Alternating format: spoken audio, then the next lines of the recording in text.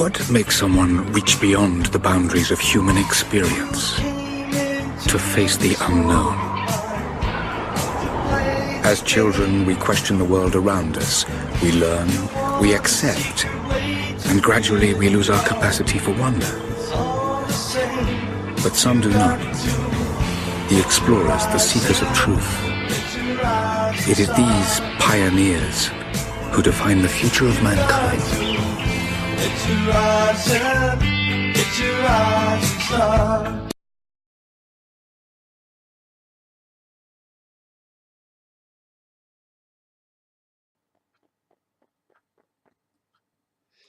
Hello and welcome to another edition of The Slice. This is part 2, a two-part series on Earth's early beginnings and how mankind rose within that framework.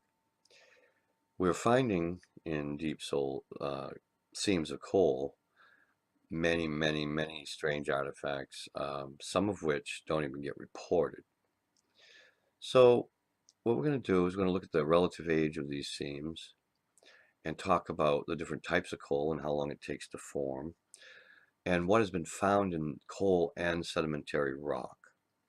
As you'll know, fossils are found in sedimentary rock, and as of late, even more and more other strange items have been found in the same rocks that the fossils are being found in. So, without further ado, let us proceed to our slideshow, and I'll narrate what we're looking at and show you some charts that I've made to show where in the fossil records a lot of these things will fall. So enjoy the show and let's get on with it. Okay, so what we're going to do is we're going to start in recent times and go backwards with what they believe and then what we've found. First of all, the great apes supposedly were made not so long ago, probably, 10 million years ago.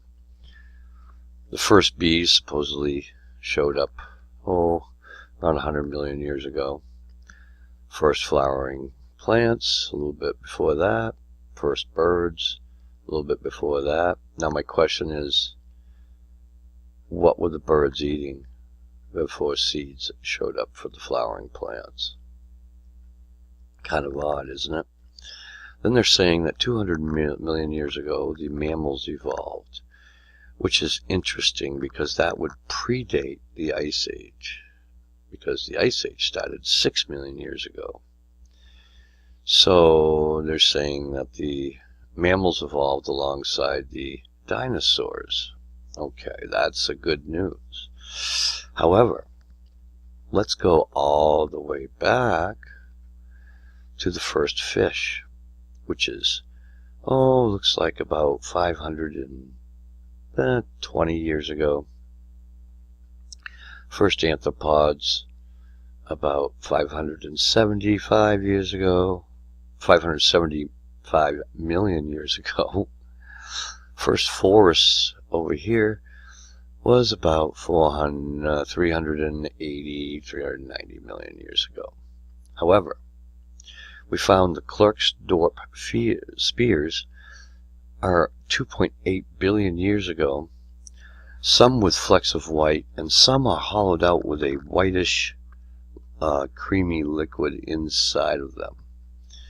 2.8 billion years ago, which is why the scientists say that the spears are not man-made, but rather made naturally. Very interesting that they're so perfect. So, 2.8 billion years ago on a 6 billion year old planet isn't really that long ago. It's a third of the age of the planet. So 2/3 of the planet's age was prior to this. Well, if things evolve as quickly as they're trying to say they did, then what's to keep things from forming that long ago? And perhaps had nothing to do with what the life on Earth was doing, but it could be based on what came to this Earth. So, about 450 million years ago, 400 to 500 million years ago, the 400 million year old rock is supposed to be around a hammer that's 500 million years old, which to me doesn't really make sense. But let's look at it this way. It was found in Texas. One was found in London, almost the same exact circumstances. One was also found in Texas, which is this one here.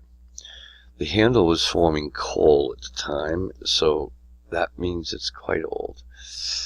So we're finding stuff as old as 400 and 500 million years, and there's other stuff that I didn't include in here. I wouldn't have room to put it all, but we're giving you a basic overview. Now, during the time period between 400 and 200 million years ago, there was found in Africa some pretty large footprints in stone, in rock that was once mud or volcanic ash, depending on which one you're looking at. And they are very, very ancient. And they've been able to date that quite well. So, if we look at the earliest reptiles, which were about 320 million years ago or so, this is kind of interesting because from here, the dinosaurs begin to show up. But they don't show that here. They show the dinosaurs at, what is that, 70 million years ago, 60 million years ago. But I know for a fact that dinosaurs were in fact in the area over here near the time period when the Oklahoma pot was found.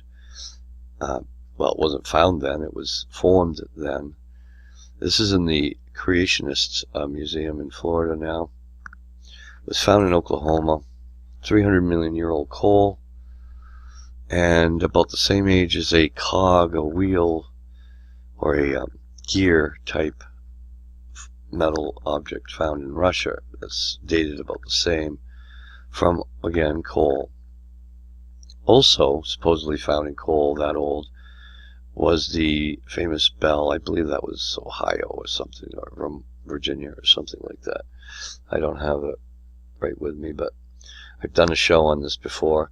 Yes, it is similar to the Garuda god from India, but again, this was found in USA in a time period when things from India just didn't really show up here. And the man who owned this took a lie detector test and found that when he was 10 years old, he found this, and he stands by his story, and that lie detector test seemed to have proved it true.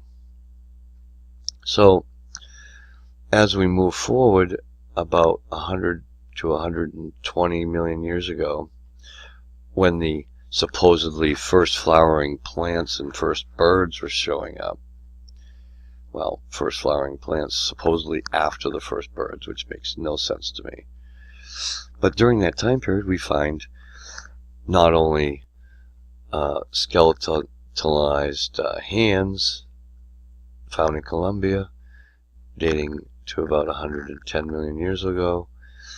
We find fossilized fingers from the same time period, and the Lovelock, Texas footprints, which are very famous, where the dinosaurs and the humans cross paths, and the dinosaur footprints actually go over the top of human footprints, bisecting the fossil.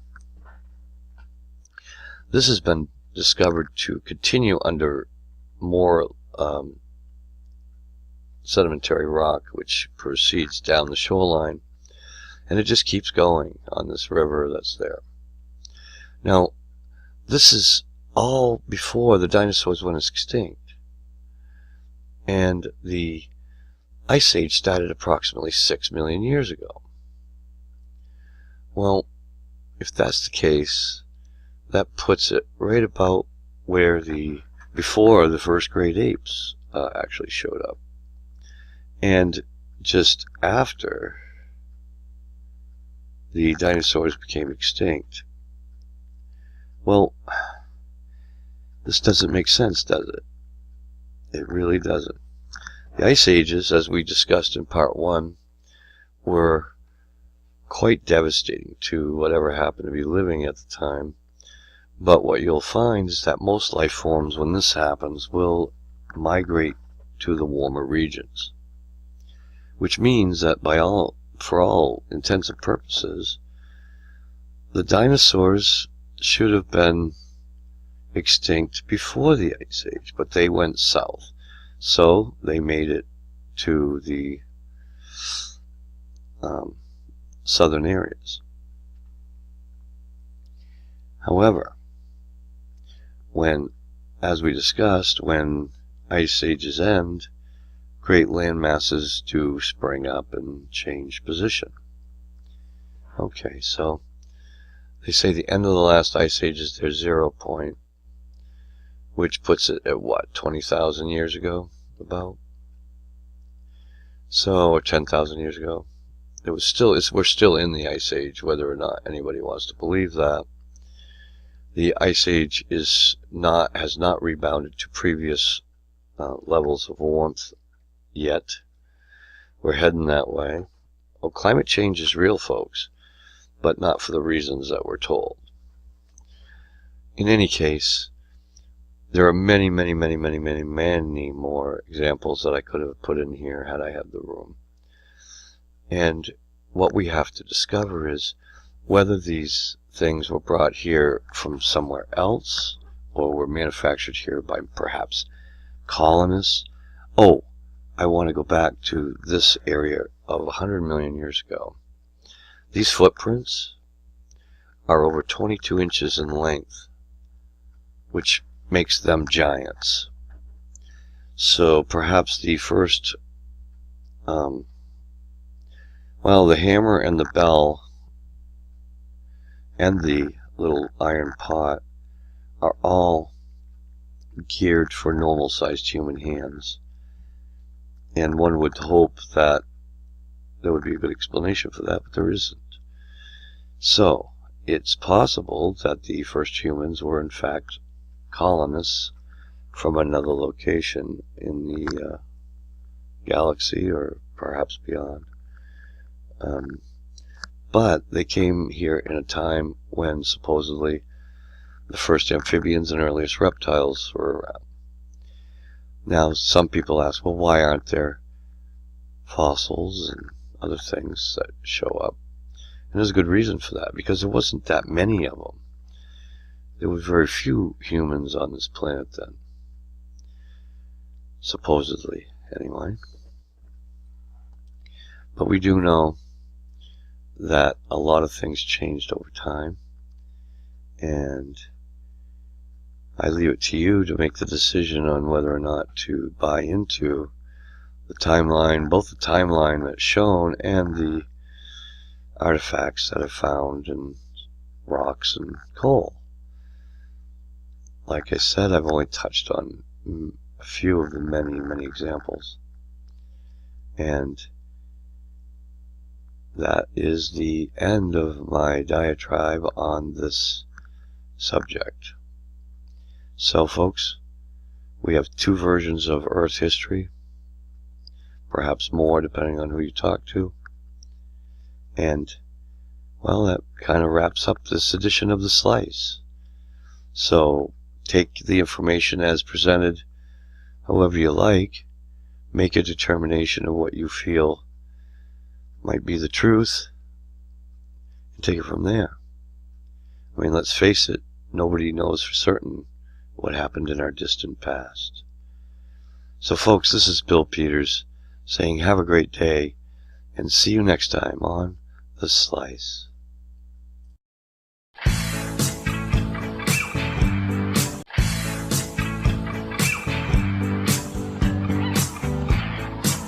What makes someone reach beyond the boundaries of human experience to face the unknown?